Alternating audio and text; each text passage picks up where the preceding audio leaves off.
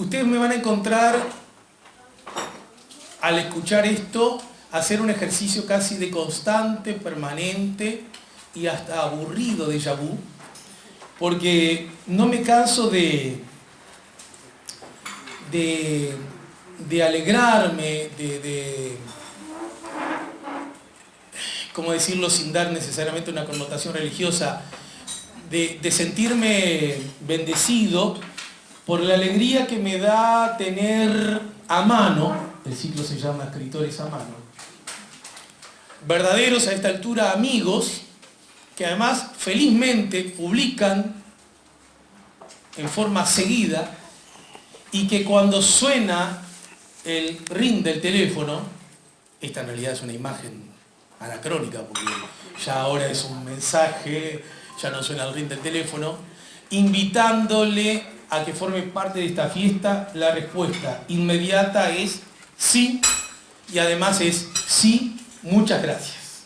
En realidad, quien agradece soy yo, porque la misteriosa muerte de Eleanor Rigby sirve como una nueva, permanente y bella excusa para recibir en Escritores a Mano, otra vez, a Hugo Burel.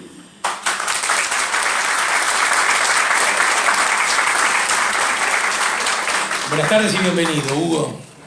Buenas tardes, muchas gracias por la invitación y muchas gracias a todas y a todos por la presencia. Me da la sensación que con este libro, como que te sacaste por lo menos, un doble gusto, ¿no? Sí, hay mucha satisfacción personal siempre que uno escribe algo. No sé si anda esto, anda medio bajito.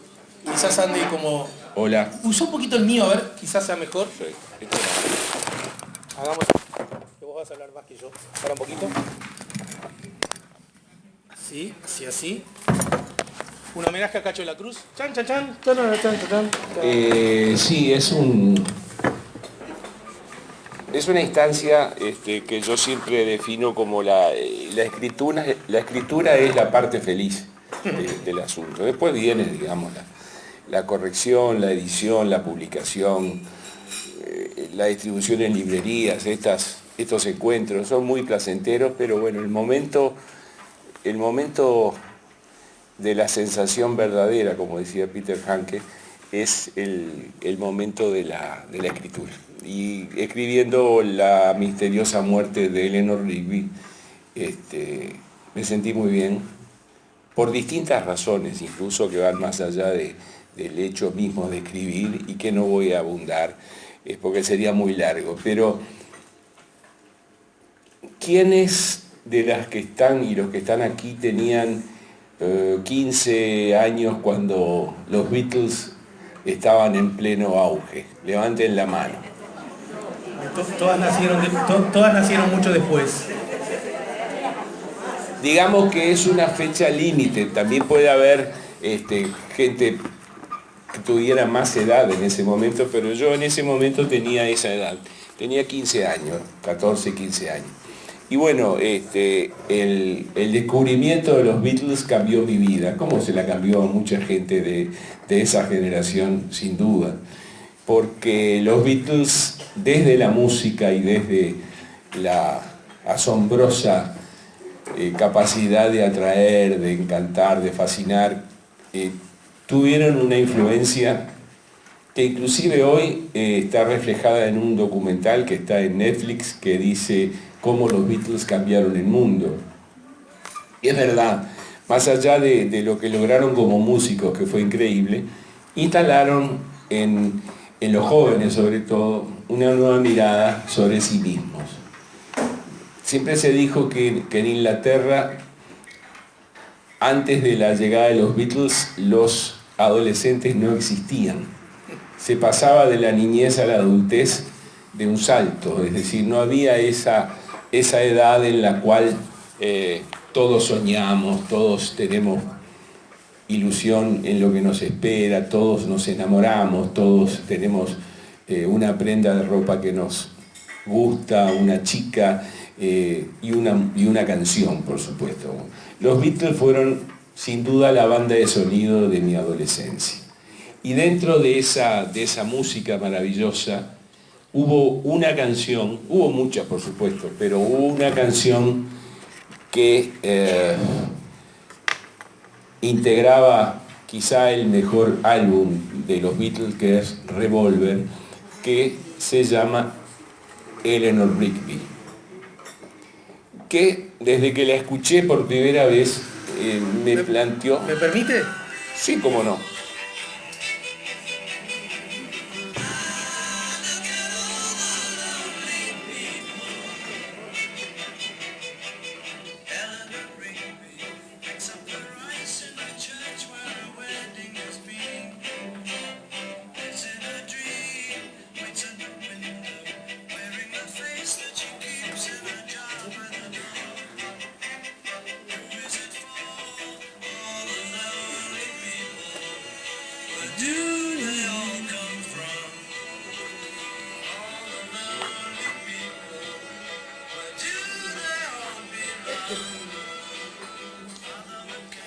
Como pueden escuchar, hay un cuarteto de cuerdas acompañando el canto, algo infrecuente. Si bien ellos habían usado en Yesterday, una canción anterior, la canción más difundida y más grabada por otros músicos casi de la historia, en este caso, en el caso de Eleanor Rigby, hay además una letra que en ese momento me pareció asombrosa, proveniendo de una canción de los Beatles.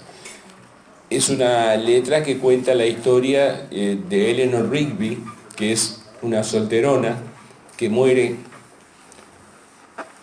que barre el arroz después de una boda en el piso de la iglesia donde colabora, que muere en la iglesia, que el padre Mackenzie escribe un sermón que nadie va a oír, que la entierra y que vuelve a la iglesia limpiándose la tierra de las manos, que en medio de su soledad zurce sus medias en la noche, etcétera, etcétera.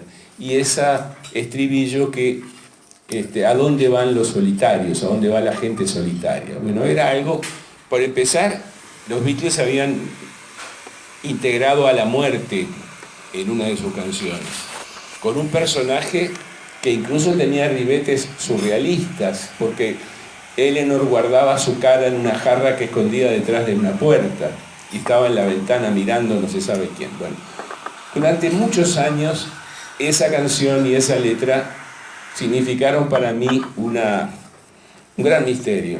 No sé, las miles de veces que la escuché y siempre me fascina, siempre me parece asombrosa la musicalidad, la poesía, el arreglo de cuerdas, la voz de Paul como voz principal, los otros agregando los coros. Después me enteré de cosas muy interesantes. Por ejemplo, que cuando la compusieron estaban drogados. Era la época que consumían LSD, marihuana, etc. Que en algún momento John Lennon sugirió un posible romance entre Eleanor Rigby y el padre Mackenzie. La cosa se complicó todavía un poquito más cuando me enteré que un amigo de Lennon que estaba con ellos al momento de hacer esa letra en la cual todos participaron. Porque en la letra participaron todos, ¿verdad? Todos. Ese amigo de Lennon llamado Pete Shotton dijo, ¿y no le habrá matado el padre Mackenzie a Eleanor Rigby? Y Annie dijeron, no, pará, no, ya es demasiado. Entonces, bueno, quedó todo como un pequeño cuento en esa canción. Es un cuento, es una historia. Es quizá el primer personaje literario que crearon los Beatles. Y lo dejaron, ¿verdad? Eleanor Rigby se hizo famosa, quedó condensada en esa canción, en esa letra tan extraña, y yo seguí pensando en hacer algo con ese personaje. Hace unos 8 años, quizá más, mi amigo Álvaro Auchain me propuso escribir una comedia musical sobre los Beatles. Digo, estás loco. es algo inaccesible. Si pensás, sí, bueno, pero podés pasar las letras de las canciones al castellano y buscarle. Lo intenté, pero no es lo mío. En fin, no, me quedó grande el proyecto y nunca pasó de unos apuntes y de algunas escenas y de algunas ideas. Pero a propósito, la traducción que está, la traducción al español, ¿quién la hizo? Camila, mi hija. Que me había ayudado en las letras de un libro que yo publiqué hace unos años que se llama Un día en la vida que cantaron los Beatles. Y analizo 14 canciones elegidas por mí y Camila, mi hija, me hizo la traducción de sus letras. Ese fue quizás mi primer intento de indagar un poco en una posible poética de los Beatles. Pero volviendo a Eleanor Rigby, seguí averiguando cosas y bueno, un día me entero que había una tumba en el cementerio de la iglesia de St. Peter Church en Liverpool, en donde en esa lápida con otros nombres se leía el nombre Eleanor Rigby, muerta el 10 de octubre de 1939. ¿Sería esa? ¿No sería esa? Los Beatles declararon que no era. Y Paul contó que ese nombre tan especial de Eleanor Rigby era la conjunción del nombre de Eleanor con relación a la actriz Eleanor Brown, que había trabajado con ellos en la película Help, que había tenido muy buena onda con ellos, y del apellido Rigby, que Paul lo había visto en una tienda de ropa de Brighton, estando con su novia Jane Asher hace unos cuantos años. Y bueno, de ahí unió los nombres. ¿Y lo de Mackenzie tenía que ver con...? Y lo de Mackenzie, el padre Mackenzie, al principio iba a ser el padre McCartney, pero entonces los otros Beatles le dijeron, bueno, pero si pones el padre McCartney nadie va a entender si sos vos, si es tu padre. Y se fijaron en una guía telefónica y le salió Mackenzie y quedó Mackenzie. Bueno, toda esa leyenda alimentó un poco más la fantasía y la necesidad de contar una historia. Entonces, en algún momento de 2016 me decidí a escribir la novela, que sobre la base de la historia que cuenta la letra, me tomé la libertad de imaginar una historia detectivesca y policial al estilo de la novela detectivesca inglesa, con toda una serie de personajes, un detective por supuesto, unos sospechosos, una época determinada que fue la Eleanor Rigby de mi novela muere el mismo día que la Eleanor Rigby que está enterrada en St. Peter Church. Y bueno, imaginé esos personajes, imaginé una trama detectivesca, criminal, que de alguna forma explicara o contase cómo había muerto Eleanor Rigby, que la canción no lo resuelve y que por supuesto queda abierta a la interpretación. Y de alguna forma, a través de esta historia, que sin falsa vanidad les aseguro que es muy entretenida, está escrita en un estilo en el cual intenté desaparecer. Acá no está Montevideo, nada de lo que habitualmente incluso en mis novelas, sobre todo en la trilogía de Keller. Esto es absolutamente un ejercicio de estilo, un homenaje, un divertimento, una novela muy entretenida, que además tiene ciertas capas que van siendo o apareciendo según el grado de interés que tenga el lector. Hay algunas alusiones a los Beatles que pueden ser entendidas por los más bitlómanos, o si no son entendidas no dificultan la lectura para nada. Hay también algunos apuntes a lo que sería un femicidio y cómo o de dónde surgiría esa situación. Hay una reflexión sobre la guerra que está empezando en ese año, en 1939. En fin, me divertí de lo lindo y creo que se nota. Así que un poco esta es la historia de la novela y no quiero decir mucho más porque entonces les quito el interés en leerla.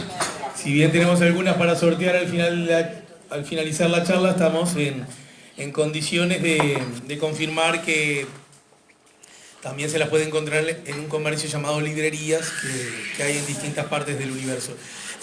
Con relación, yo cuando empecé la charla te hablaba de dos gustos porque, por un lado, bueno, lo policial, ¿verdad?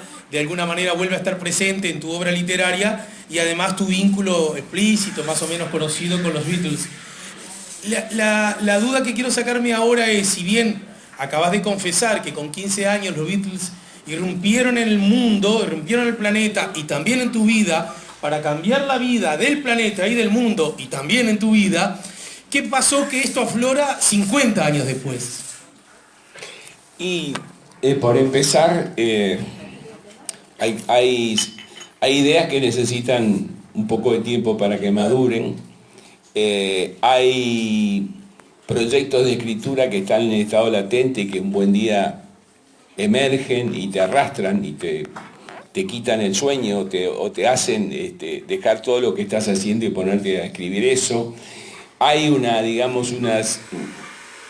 búsqueda, si se quiere, autocomplaciente de una época en la cual se podía hacer todo, y la música esta nos acompañaba, nos hacía bailar en la casa de las chicas compañeras de clase que organizaban el bailecito de los sábados, donde uno llevaba las botellas de Coca-Cola y otro llevaba los discos y el tocadiscos. Toda una época, digamos, que incluso en algún momento me empujó a aprender a tocar la guitarra, a tener un grupo de rock de garage, tocar en kermeses y cumpleaños de 15, divertirme mucho. Todo eso que pasaba en simultáneo con lo que pasaba en ese momento en el país, que era difícil, ¿no? Claro. Había como varias realidades, es decir, la realidad política que se iba deteriorando, la violencia, y después estaba la música, porque había, digamos, una gran cantidad, nadie puede tener idea de la cantidad de grupos de rock que había en Montevideo y en Uruguay en esos años. Hay un libro muy bueno, que se llama De las Cuevas al Solís. Ayúdame con el apellido del autor. Se llama, ya te veo. Que recoge esa época y que está profusamente documentado.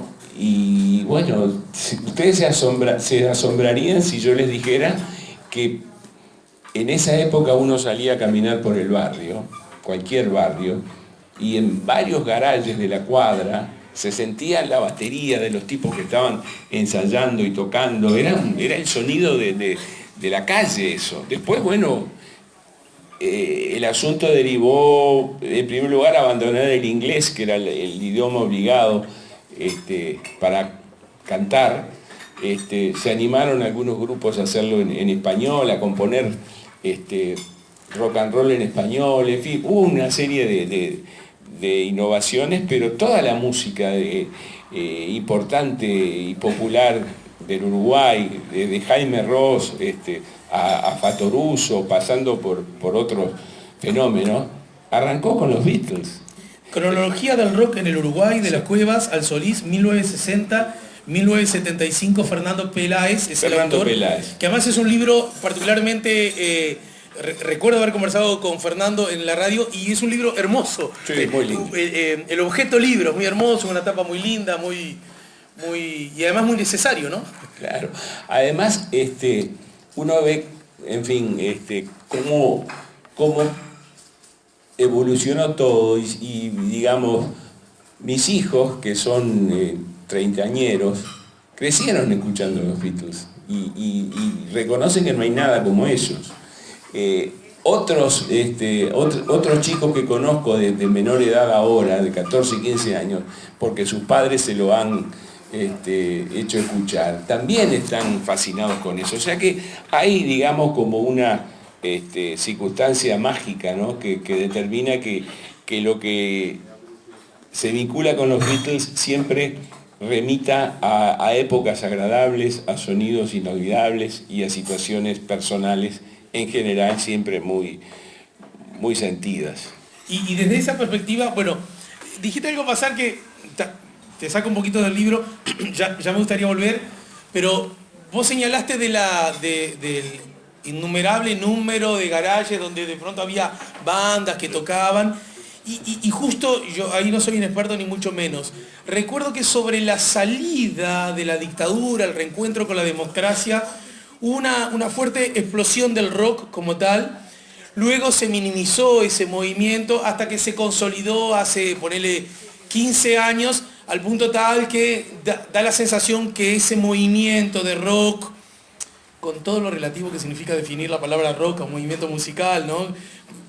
Los límites son un tanto lábiles, un tanto imprecisos, da la sensación que está como consolidado con bandas incluso de proyección, y es verdad, objetivamente es verdad, de proyección internacional, ¿no?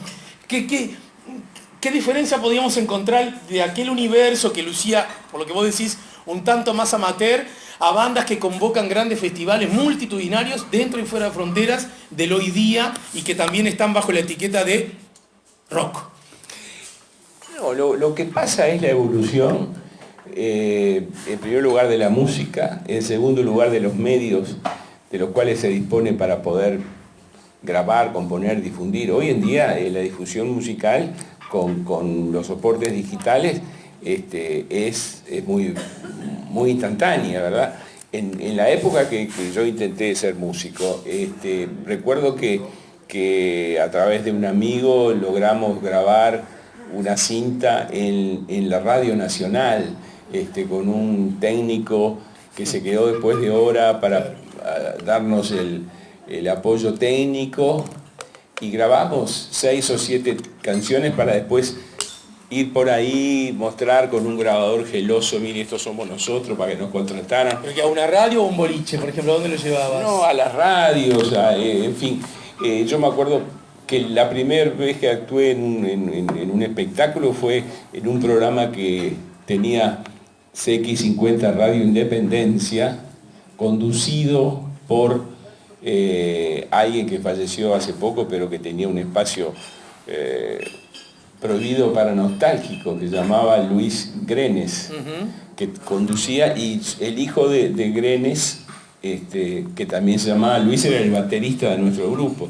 Nos llevó al programa ese La Caverna y actuamos en vivo un domingo y era increíble. Es decir, después, en fin, cosas muy menores. ¿Te ilusionaste con ser músico en algún momento de eso? Digo, me ilusioné en el sentido que lo disfrutaba mucho, pero cometí el error de no aprender. Es decir, era un amateur total, un entusiasta, pero no tuve, digamos, el criterio de decir, bueno, voy a aprender a tocar bien, a hacer bien los acordes. Todo era de oído y dale, y yo qué sé. Pero la mayoría eran así. Es decir, era una cosa rarísima. Yo iba a un lugar que era el Centro Musical Moderno, que funcionaba en los altos de la Galería Yaguarón, y que enseñaban a tocar la guitarra por cifrado americano, y te daban los temas con unos sellos que eran formaban el acorde y la cantidad de golpes, la letra, en fin, una cosa muy rudimentaria y muy del momento. No sé si hubiera tenido talento yo como para hacer la música que pretendía hacer, pero sí reconozco que no hubo nada que me emocionase más o me diera más satisfacción que estar en un escenario tocando con otro tipo. Y te decía, bien, todo eso fue, porque además tu vínculo con la música en general, sos lo que te puede seguir un melómano, ¿no? Sí, a mí me gusta la música porque, digo, me gusta toda la música, no tengo lo que es bueno me gusta. Pero hay, digamos, una circunstancia que es la siguiente. Yo creo que la música es la expresión artística más sublime que ha creado el hombre. No digo la pintura, pues digo la literatura. Obviamente yo la disfruto mucho, pero no hay nada como la música para mí. Ajá, bien, y ese vínculo con la música, en particular con los Beatles, que habita en vos desde hace medio siglo, ¿no? Sí. ¿No? Sí. Número más, número menos. Número más, ¿no? Sí, no es ahí, estamos ahí. En todo caso, ¿cuáles son las condiciones que se tuvieron que alinear o juntar para que todo esto se transformara en una novela que se inspire, como acabas de decir, en una de las canciones más afamadas de los Beatles. ¿Por qué crees que llegó la novela ahora y no llegó 15 años atrás? Bueno, hay una circunstancia casi te diría de respeto por el asunto, porque meterte con una canción como Eleanor Rigby, con los Beatles, como que tenés que tener cierto recorrido, sentirte con cierta capacidad de hacerlo sin profanar el tema, sin decir, no toques eso, que eso es perfecto y vos te metés a escribir una novela y no sé qué. Digo, sí, me costó animarme. La idea la tuve años, pero digamos, como que necesité sentirme seguro de lo que estaba haciendo y encontrar la manera de hacerlo. ¿Y cuánto tiempo te llevó a hacerlo? Mirá, contra todo lo que yo hago normalmente cuando escribo, esta novela la escribí en 3 meses, que es un tiempo absolutamente breve para escribir una novela, pero en esa circunstancia, en esa época y en ese momento yo necesitaba dedicarle muchas horas a la escritura y escribía 6, 7 horas diarias y bueno, todos los días hasta que la terminé. Ajá. ¿Y cuando arrancaste la novela ya sabías cómo iba a terminar? A propósito de la trama, sí, nos has contado a veces algunas cosas. Sí. En este caso no podía arrancar a ver qué pasa. Yo ya sabía bien lo que sucedía, lo tenía clarísimo. Y tenía que ir encontrando muchos detalles. Es decir, yo no conozco Liverpool, por ejemplo. Entonces, bueno, investigué un poco, busqué datos, fotos, para tratar de armar un escenario creíble. Esto se desarrolla en Liverpool en 1939, chau. No lo puedo inventar eso, pero como que cierta experiencia te permite manejar determinadas cosas con mayor solvencia y bueno, lo va. Una vez aquí mismo Juan Grompone, a propósito de no de sus libros policiales, sino más bien de sus ensayos, La danza de Shiva en particular, recuerdo que yo le dije, bueno, y entonces, ¿qué fue necesario para que vos finalmente, en base a todo el estudio que has tenido y traca, hayas podido tener las condiciones para escribir el libro, ¿no? Entonces dijo, bueno, una cosa muy sencilla, Internet, ¿no? Diciendo que semejante volumen, semejante estudio, semejante profundización de los temas, repito que se trataba de un ensayo, solo a ese nivel y en esa dimensión podía concretarse una vez que Internet estuviera entre nosotros. Salvando las distancias, ¿no? Y tratándose incluso hasta de otro género literario. ¿Algo similar a propósito de cómo era Liverpool en los 30? Bueno, el tema de Internet es que está ahí. El asunto es que uno tiene que saber buscar y elegir lo correcto. Es decir, en Internet hay de todo. Por ejemplo, la tapa.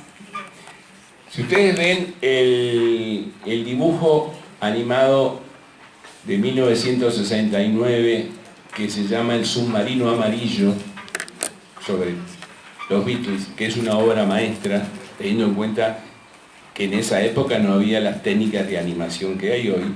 Hay un clip donde la música es la de Eleanor Rigby, que tiene esta estética, este tipo de dibujo, esta composición casi.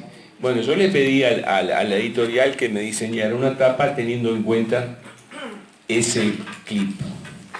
Y bueno, este es el protagonista, el detective, Horacio Pinkerton.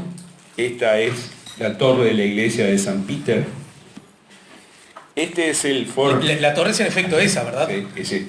Este es el Ford Anglia que utiliza Pinkerton para recorrer Liverpool. Esta es una cabina telefónica típica. Bueno, hay una serie de elementos que se conjugan para darle el aire gráfico que yo imaginaba para esta historia.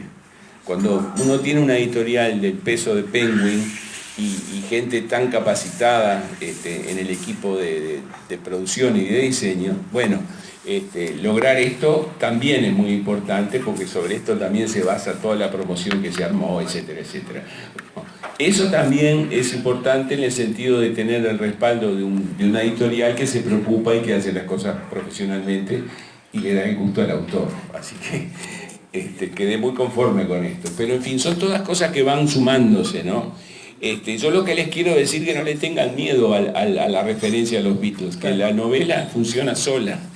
Hay un contexto, hay una época, hay una historia, y lo de los Beatles aparece, y los que lo descubran y lo entiendan, bárbaro, y si no, no les pasa absolutamente nada. Y agrego, contexto, historia y además personajes que se vuelven seductores, entrañables por identidad o por alteridad, que también hace que las características de esos personajes en sí mismos y ver su evolución se vuelve muy, muy seductor. Hablaste del vínculo con la editorial y cómo ha sido en este caso. Me imagino, no concibo otra posibilidad, que fuiste tú el que le llevaste la idea, ¿no? Bueno, sí, yo con la editorial tengo un vínculo casi te diría cotidiano. En fin, tengo contratos firmados por las obras anteriores. En el contrato se especifica que la obra siguiente tiene que ser leída por ellos, primero que nadie. Bueno, es normal, digamos, se va dando de manera natural, es decir, hay una situación contractual que determina, bueno, esto ya está. No, lo digo porque hay veces que es la editorial la que le sugiere al autor. No, en mi caso ellos siempre están esperando algo nuevo, pero no me dicen, mirá, me gustaría tal cosa o tal otra. Simplemente me respetan y me apoyan, eso es muy importante.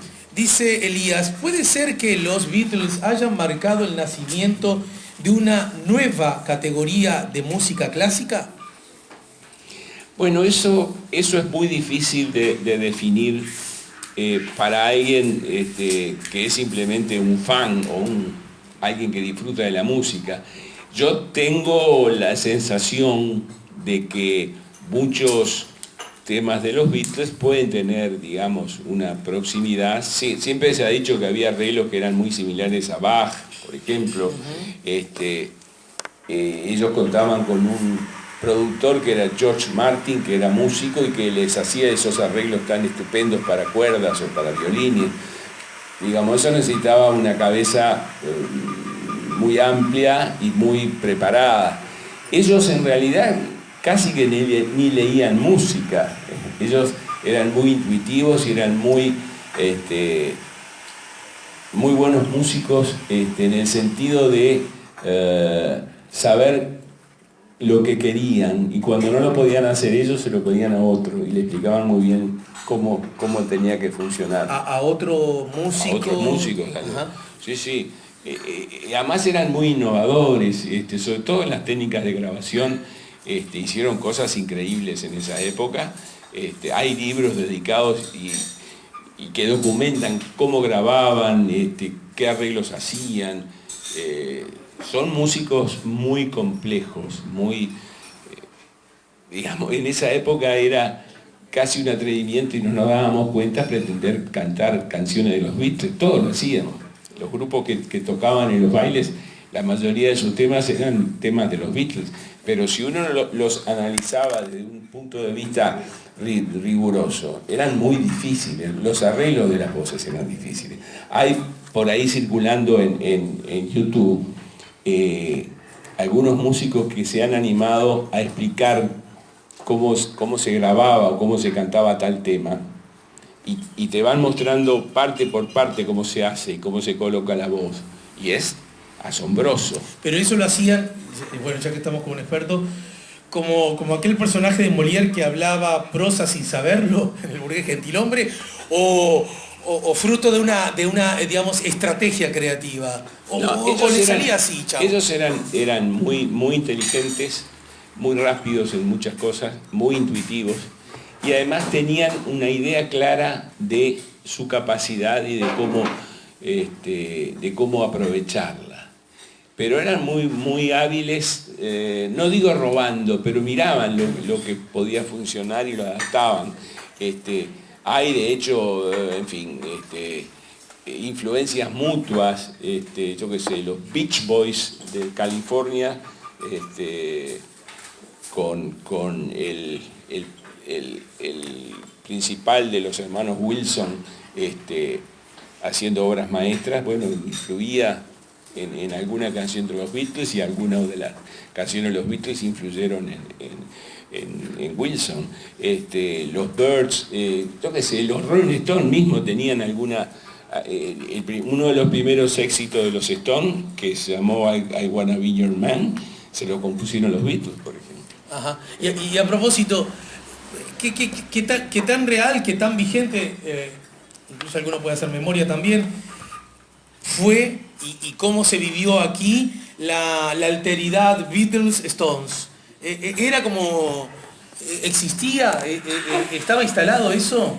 ¿O uno u otro, como dice Jaime con relación a los barrios Palermo, rivales hermanos? No, imagínate la época, en fin, los discos no llegaban enseguida, se difundían cuando alguien los traía del extranjero, cuando el Palacio de la Música los editaba. Había un programa en Radio Independencia que se llamaba Colosos del Ritmo, que eran Beatles, Rolling Stones e Iracundos, por ejemplo. Ajá. Metían un grupo uruguayo. Esa pelea fue una cosa artificial, en realidad eran muy amigos y no había ningún tipo de rivalidad real. Era una época, era un formidable escenario que se había montado. Después, cuando ellos van a Estados Unidos y conquistan el mercado norteamericano y participan en el show de Ed Sullivan, por ejemplo. Claro. En fin, fue todo un acontecimiento que, en fin, tiene muchísima... Si lo quieren entender, no hay mejor manera de ir a ver, ya no la están dando, pero si la pueden pescar en Netflix o en algún lugar, la película Yesterday, que se acaba de dar. La película Yesterday es una genialidad, porque plantea cómo sería el mundo sin los Beatles y con una única persona que los recuerda, claro, que es músico. Que crea una canción y tú dices, qué lindo te quedó, ¿de quién es? ¿Cómo? Y él se da cuenta que nadie conoce esa canción, ¿no? Claro. Es muy buena la película en el sentido de que nos acerca a un mundo en donde nadie fuma, no existe la Coca-Cola, existe la Pepsi, no existen los Beatles, entonces este chico que es el único que recuerda sus canciones, es músico, y un día se pone a tocar Yesterday y dice, che, qué linda canción. ¿Cómo que sí? Ya sé que es linda. Pero ¿y cuándo la compuse? Yo no la compuse, esto de Paul McCartney. ¿Y de quién? De los Beatles. ¿Quién es? Entonces, digo, ese es el clic interesante que plantea la película, ¿no? Y nada, digo, el mundo es... en ese sentido, un escenario, y Paul estuvo en Montevideo y llenó 2 veces el Estadio Centenario, y puede llenar las veces que quiera. Relativamente cerca, una presentación de la otra, ¿no? Claro. ¿Tú estuviste en las dos? No, estuve en la primera, en la segunda no. Pero sí, digo, el mundo de los Beatles es un mundo que está en permanente... crecimiento, casi te diría, porque ahora los derechos de algunas de las canciones se liberaron en algunos soportes, en fin, digo, hay mucha producción, ahora hay también un biopic sobre John y Yoko, que también está muy bien, en fin, digo, los grupos homenaje que se parecen y que tocan, yo conocí a los Danger Four, bueno, sí, eran fantásticos, ¿no? Sí. Siguen estando de algún modo, ¿no? Claro. Uruguayos. Sí. El fundador es el Coco Budakian, claro, que lo conozco hace muchos años, y que había recorrido el mundo comprando los instrumentos reales y los amplificadores Vox. Yo me acuerdo que un día me lo encuentro en un partido de Peñarol en la cancha de Wander, se sienta al lado mío, que hace, no sé cuánto, no sé qué, nos ponemos a conversar y digo, loco, contame cómo hiciste para... Yo hacía poco los había visto tocando en el Anglo. Y sí, me empezó a contar el bajo de Paul, la Rickenbacker de John, la Gretsch de George Harrison, la batería Ludwig, los amplificadores Vox, que eran a válvula. Lo fue comprando por el mundo, ¿no? Un dineral gastó. Y bueno, es para reproducir ese sonido que también se lograba utilizando los mismos instrumentos, los mismos arreglos. Tabaré te pregunta, ya que hablabas de derechos, sí. Mira, sobre el tema de derechos de autor, consulto si tuvo problemas, y agrega, Tengo para publicar una novela con títulos y personajes inspirados en canciones de Sui Generis. Consulté y nadie me supo asesorar. Hasta le escribí a Nito Mestre y nunca me contestó. No lo dice Tabaré, pero todo luce que está rasguñando las piedras. Mira, yo con eso de los derechos, en este caso, no me planteé, ni la editorial me planteó nada, porque es una historia que reconoce el punto de partida, o sea que yo no estoy plagiando, estoy haciendo un homenaje en donde parto de la letra verdadera de la canción, explico en un prólogo por qué hice lo que hice, y estoy, digamos, no estoy adueñándome de nada que no sea mío, digamos, no hay, ¿cómo les puedo explicar? No estoy alterando para nada el pasado de la canción y su importancia. Hace poco dieron una película que se llama La desaparición de Eleanor Rigby, que no tiene nada que ver con esto, es simplemente la historia de una pareja en la que ella se llama Eleanor Rigby, porque Eleanor Rigby puede ser como Julita González, o que sé, no es un apellido y un nombre que sea tan extraño, la gente se puede llamar así. Eso de los derechos, yo qué sé, es una cosa muy relativa, ¿no? Depende de cómo se utilicen los nombres o las letras o lo que sea, digo, pero no, honestamente no creo que Tabaré tenga problemas con esa idea, creo que no. Me quedó pendiente, ya que fue citado, recomendarles que si pueden lean de Gustavo Aguilera Errantes, Historias del Rock Nacional, 1977-1989, ¿verdad? Que es como de alguna manera la continuidad de lo que habíamos hablado, que me parece que también es un libro muy interesante. Este es de Ediciones de la Plaza. Vos al pasar dijiste algo que a mí siempre me interesa cuando un escritor lo dice acerca de su obra y que me fascina como mirada objetiva sobre lo que uno mismo hace. Dijiste, la verdad me quedó muy entretenida. ¿Cómo es que desarrolla el propio autor una mirada? Perdón. Sí, claro, sí. Está hablando con Paul McCartney y en estos momentos no podemos interrumpir. Fue lo que me dijeron de la editorial, que cada vez que hable con Paul tenemos que respetar este momento. Sí, creo que Paul está pidiendo por derechos y creo que Paul está hablando con Nito Mestre para ver si... ¿Podría estar a las 6 en casa? Sí, a las 6:10 y 5, a las 6. Vamos arriba, vas a estar. Bien, seguir viendo donde siempre, ¿no? Sí. Entonces sí, vas a estar. Bien, en todo caso, ¿cómo es que uno puede generar la mirada? A ver, ¿cómo es que uno puede desarrollar elementos acerca de lo que uno hace al punto de decir, me quedó muy entretenida, pero qué bien, además conociéndote, sé que sos capaz de hacerlo, es decir, no me quedó bien o puede quedar mejor? Es decir, ¿de dónde se genera ese desapego por lo que uno hace que le permite tener una mirada, dijera Brecht, con cierta distancia? Ojo, yo cuando digo que estoy conforme conmigo mismo. No estoy diciendo que esto tenga que gustarle a todo el mundo y que tenga que ser compartido por todos. Yo quedé conforme y normalmente si no estoy conforme no publico, digamos. La decisión de publicar, más allá de la editorial, la toma el autor. Si el autor no está convencido, o si duda o si tiene reservas de lo que hizo, bueno, yo no he tenido la suerte de publicar todo lo que terminé, pero nadie me obligó a publicar nada, en el sentido de que si yo no hubiera estado convencido de eso, no lo hubiera hecho.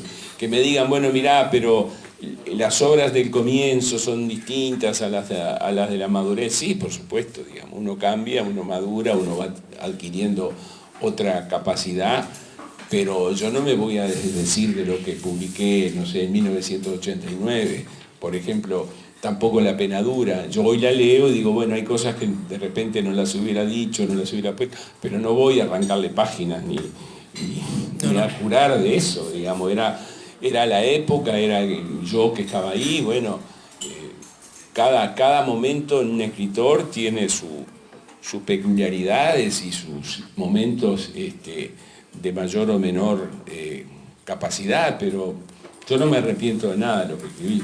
Me refería que como justo además lo vinculaste a... Yo lo vinculé en realidad a la pregunta, a algo que vos señalaste y tiene que ver como que necesitabas cierto tiempo porque no se trataba ni de cualquier banda, ni de cualquier canción, algo así como que ¿cómo decirlo? Diciéndolo, la madurez como escritor te da elementos lo suficientemente claros, contundentes como para decir, bueno, ahora sí puedo saltar a la otra orilla. Eso es verdad, es así. En fin, digo, voy a poner un ejemplo.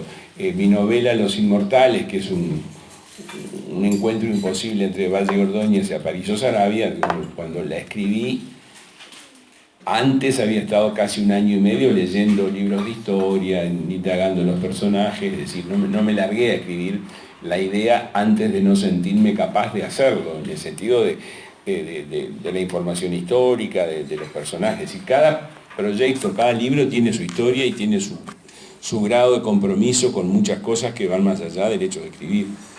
Digamos, no es inspiración, la inspiración no existe.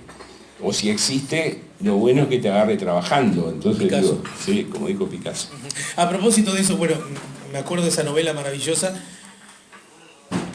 ¿Finalmente fue llevada al teatro o...?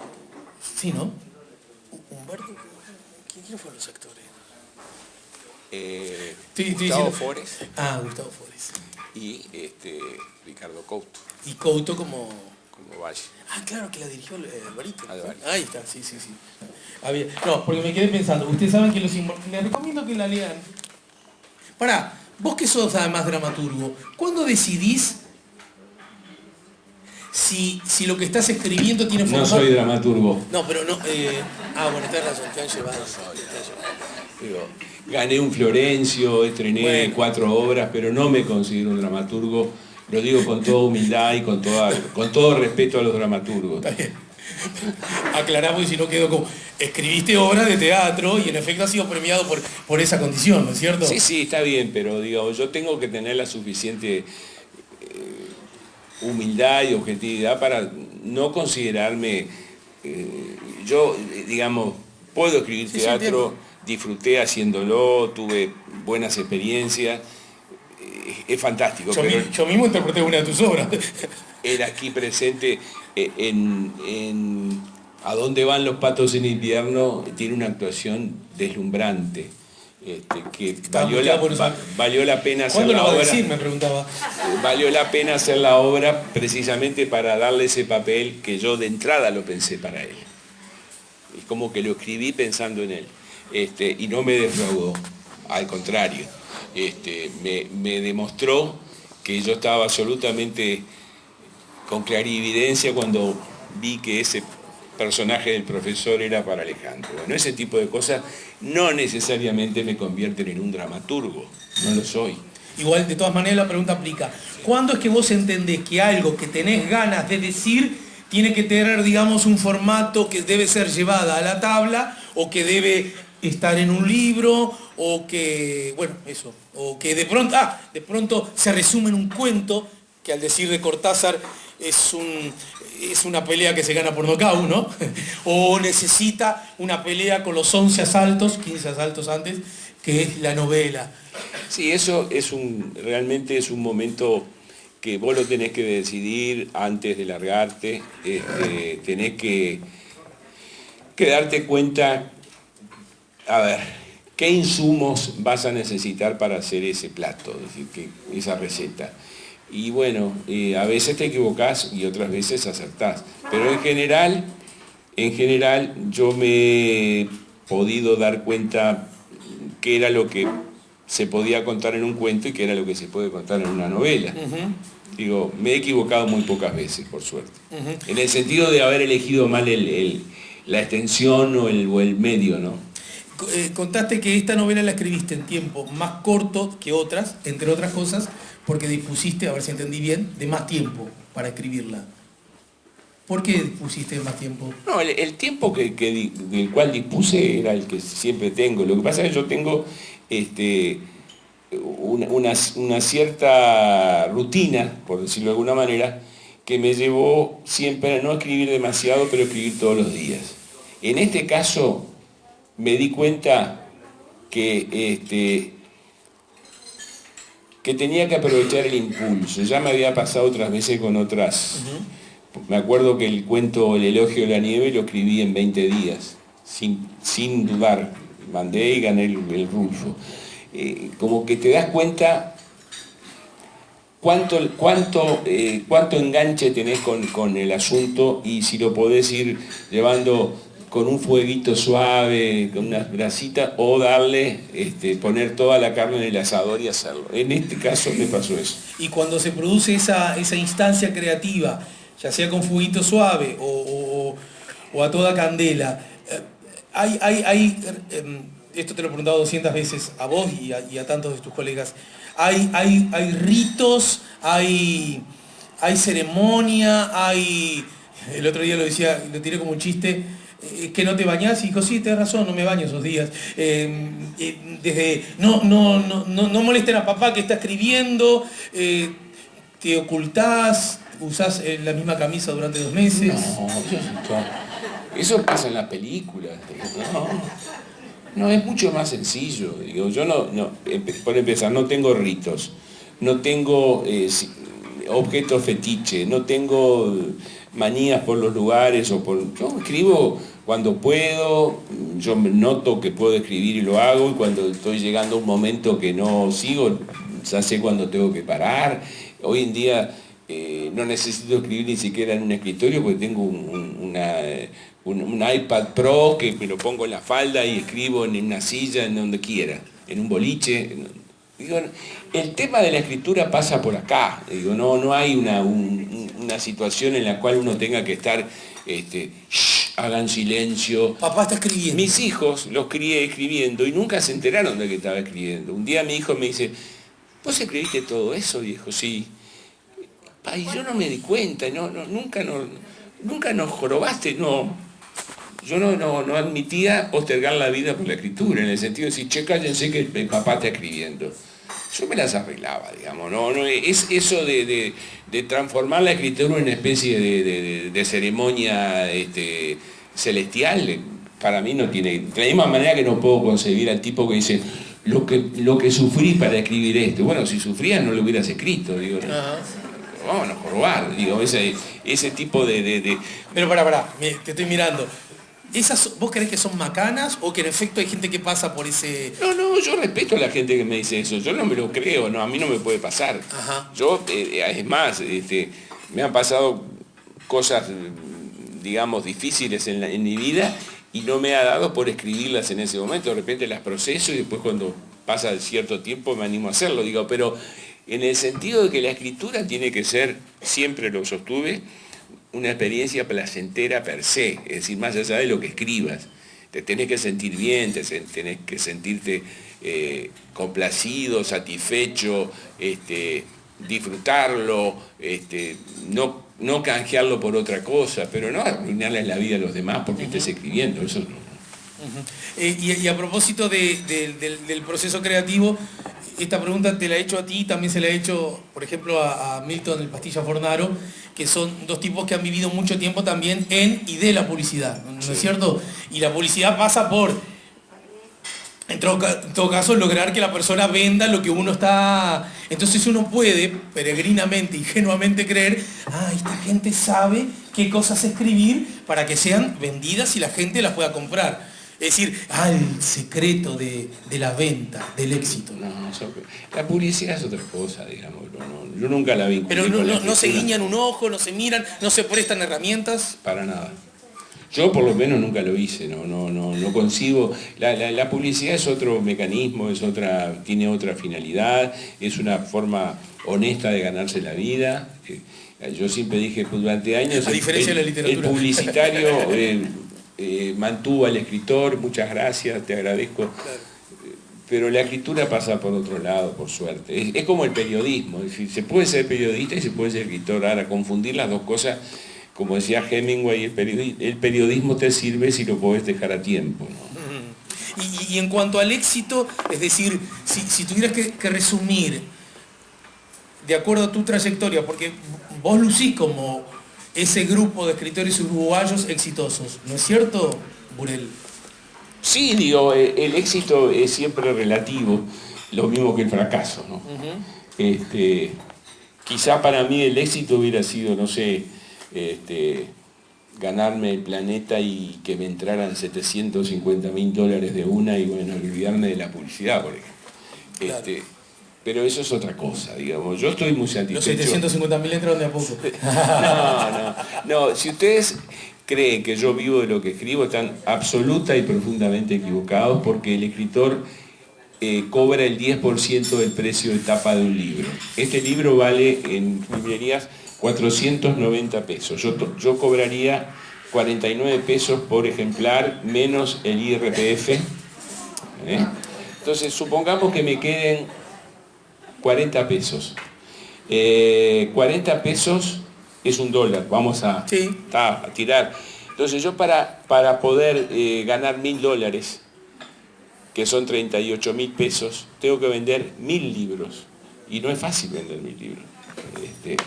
Es un tema de escala. En otros medios o en otros países un escritor exitoso por ahí tiene capacidad de vender mucho más, pero no estoy buscando el éxito por el simple hecho del dinero, no se trata de eso. Hablando de escala, justamente la posibilidad que tienen escritores talentosos como vos, uruguayos, es que de alguna manera puedan acceder a otros mercados. ¿Qué ha pasado contigo y otros mercados?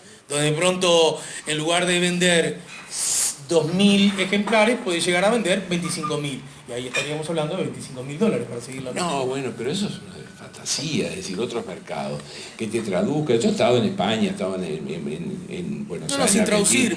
México, Colombia, España. A ver, vamos a decir las cosas como son. A escala uruguaya, los únicos escritores que yo conocí que de alguna manera podían vivir de lo que escribían eran Mario Benedetti y Eduardo Galeano. Punto. Chao. Terminó. El resto, bueno, sí, está, pero en el sentido, cuando yo digo vivir, no estoy diciendo hacerse millonario, claro, tener una cuenta de 6 ceros en un banco, eso es otra cosa.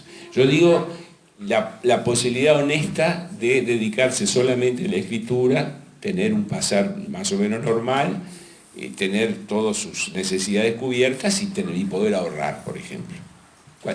No se puede escribiendo hacer eso, es imposible, porque si ustedes entran en una librería se van a dar cuenta de la altísima competencia que hay entre autores y títulos. Es decir, en Uruguay la ficción extranjera vende más que la ficción nacional, y el ensayo nacional vende más que el ensayo extranjero. Pero a su vez, la ficción, tal cual yo la concibo, compite con otros mecanismos de evasión, con los tiempos del celular, con los tiempos de la pantalla, etc. Digo, que alguien tome un libro de ficción para simplemente evadirse, para entretenerse, para conocer otros mundos, ya es un milagro. ¿Por qué? Porque estamos compitiendo todo el día con otros estímulos, con otras propuestas, y uno tiene que entender que el mundo ha cambiado mucho y que la literatura es una hermosísima dimensión de la existencia que a veces ilusiona, en el caso del que escribe, pero que si uno se ubica y entiende y sabe dónde está, porque estamos muy al sur, no se llega a donde uno podría soñar llegar. Hay un tema también de distancia, de lejanía, de que nos confundan con Paraguay la mayoría de las veces. En fin, digo, esto no es una queja, es la constatación por mi experiencia personal de hasta dónde se puede llegar. Estoy absolutamente satisfecho y orgulloso de lo que soy aquí, pero no me la creo decir, no, yo si voy a España o si voy a México.